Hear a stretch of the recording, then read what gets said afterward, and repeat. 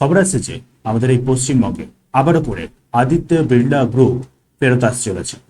সেই আদিত্য বিড়লা গ্রুপ যাদের সময় আমাদের পশ্চিমবঙ্গ পুরো ভারতের তুলনায় 25 থেকে 30% মতো ইন্ডাস্ট্রিয়াল আউটপুট দিত।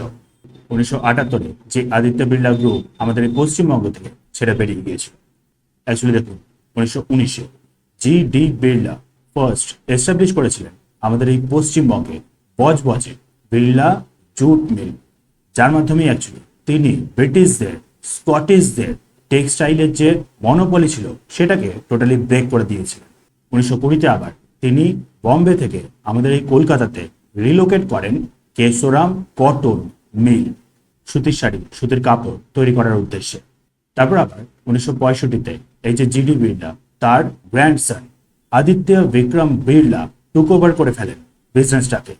আমাদের পশ্চিমবঙ্গের বারাসাতে ইস্টার্ন স্পিনিং মিল র্যাপিড স্পিডে গ্রো করা শুরু করে, প্রডিউস করা শুরু করে সিনথেটিক ইয়ার্ন, মানে সিনথেটিক সুতো, যেগুলো দিয়ে অ্যাকচুয়ালি পরে গিয়ে সিনথেটিক কাপড় তৈরি করা হতো।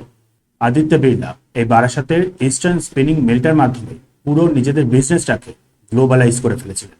মানে হচ্ছে আমাদের এই পশ্চিমবঙ্গ জুট আর টেক্সটাইলের দিক থেকে পুরো ভারতের কেন্দ্রবিন্দুতে পরিণত হয়ে গেছিল, সাথে আবার গ্লোবালিও একটা কেন্দ্রবিন্দু।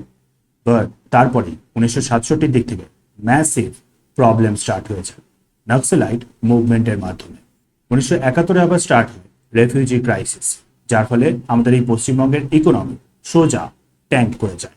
তারপরেই আবার স্টার্ট হয়ে যায় আমাদের এই পশ্চিমবঙ্গে লেবার ইউনিয়ন দিয়ে প্রবলেম। জায়গায় জায়গায় কোম্পানিগুলোকে ঘেরাও করে ফেলা, কোম্পানিগুলোর ম্যানেজমেন্টকে নিজেদের অফিসে ঘন্টার পর ঘন্টা আর এমনকি দিনের পর দিন আটকে রাখা।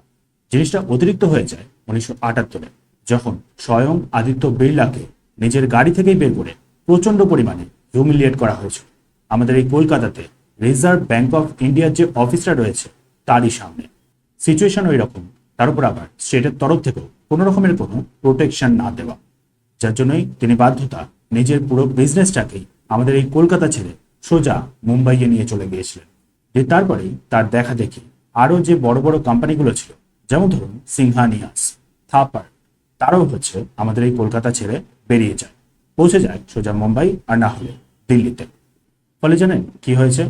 বর্তমানে আমাদের এই পশ্চিমবঙ্গের ইন্ডাস্ট্রিয়াল আউটপুটটা হলো পুরো দেশের তুলনায় মাত্র 3 থেকে 4% মতো।